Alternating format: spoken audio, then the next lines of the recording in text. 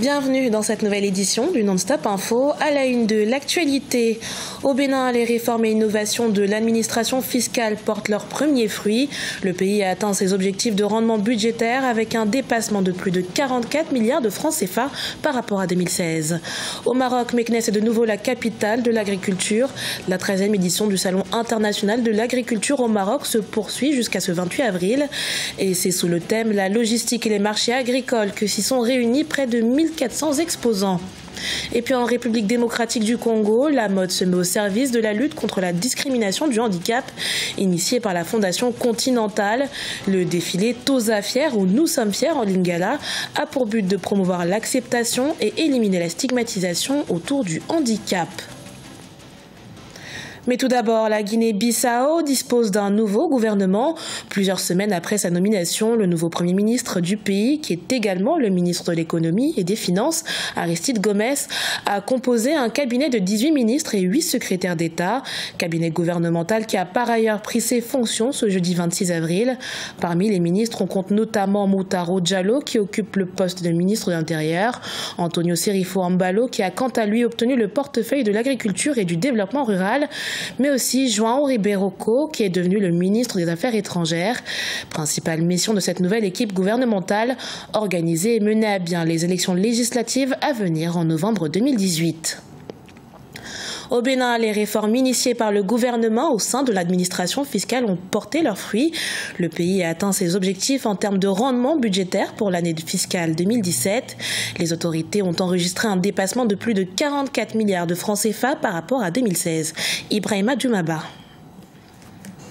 À la suite des réformes et des innovations de l'administration fiscale, le Bénin a enregistré une hausse de ses recettes fiscales pour l'exercice 2017. Le rendement budgétaire béninois a connu un dépassement de plus de 44 milliards de francs CFA par rapport à l'année fiscale 2016. Ces réformes étant déjà très attendues, notamment celle de la bancarisation des paiements d'impôts, ayant permis également de lutter contre les réseaux de corruption qui détournaient les recettes, ce qui représentait tout de moins un manque à gagner colossal. Environ 187 nouvelles entreprises ayant un chiffre d'affaires de plus de 1 milliard de francs CFA se sont déclarées à la Direction générale des impôts. La taxe sur la valeur ajoutée a progressé. Elle s'est située à 3,64% du produit intérieur brut au cours de l'année 2017 contre 2,1% pour l'année 2013.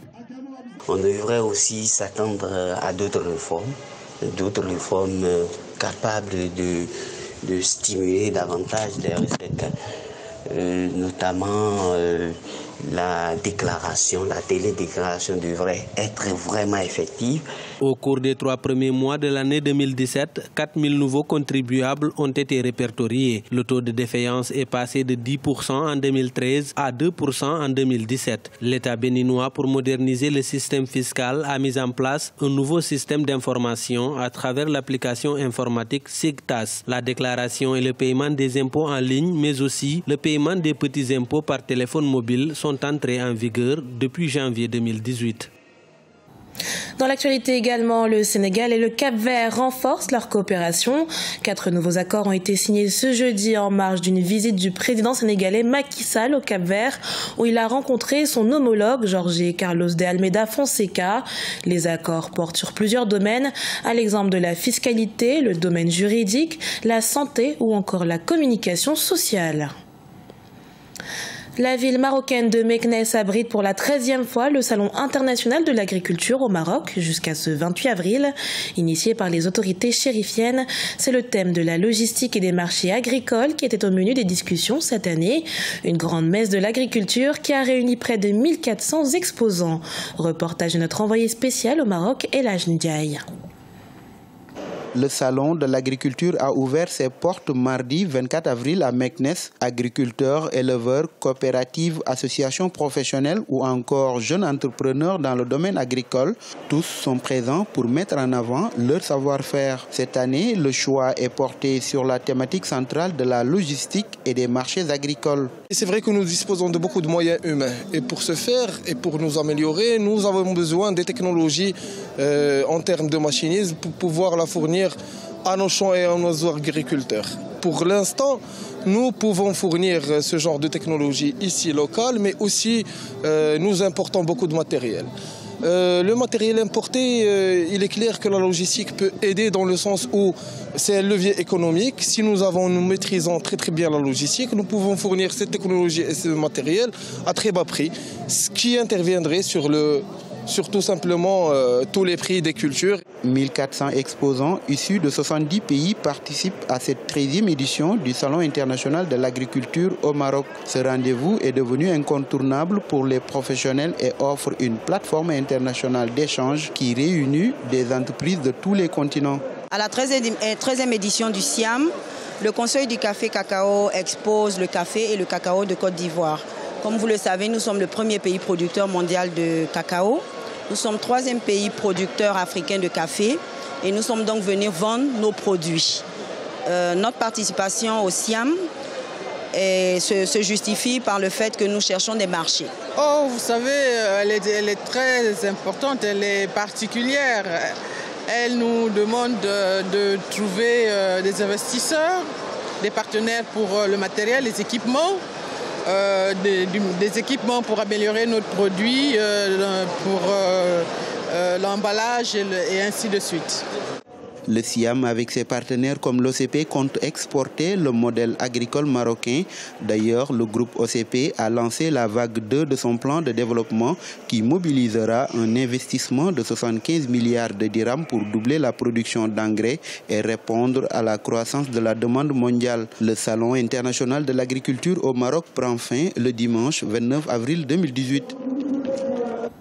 Un défilé pour lutter contre la stigmatisation autour du handicap. La Fondation Continentale a organisé le 19 avril le premier défilé de mode pour les personnes handicapées. Leur but, promouvoir l'acceptation et éliminer la stigmatisation autour du handicap. Vina Nodin. 15 mannequins, des variétés de tenues, un défilé, un thème, Tosa fier, c'est-à-dire Nous sommes fiers en lingala.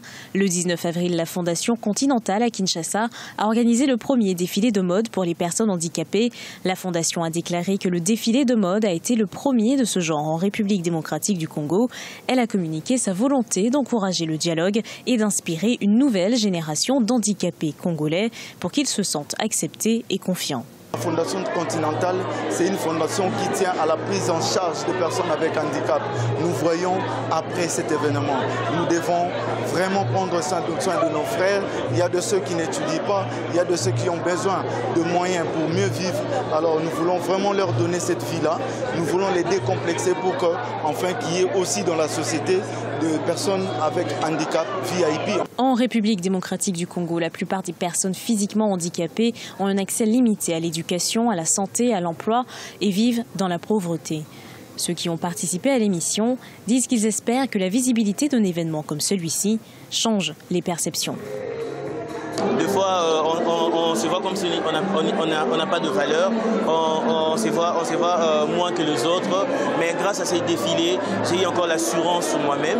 Je peux marcher, je peux être à l'aise, m'assurer avec mon handicap, être à l'aise, quoi, pas de complexe, quoi. Le message que je veux passer, premièrement, c'est aux personnes vivant avec handicap de ne jamais se sous-estimer, faire son handicap comme un fait de défaut, que ce ne soit pas ainsi. J'aimerais dire aussi aux handicapés de faire comme moi, d'être fiers. Environ 11 millions de Congolais vivent avec un handicap selon le ministère de la Santé. La Fondation Continentale développe son travail avec les personnes handicapées et projette de créer un centre où ces derniers peuvent acquérir des compétences dans l'informatique, dans la mode et dans divers autres secteurs. Le but est d'aider plus de personnes à devenir économiquement indépendants. Ce journal a été préparé par l'ensemble de la rédaction. Merci pour votre fidélité. Dans un instant, une nouvelle édition de l'actualité à suivre sur Africa 24.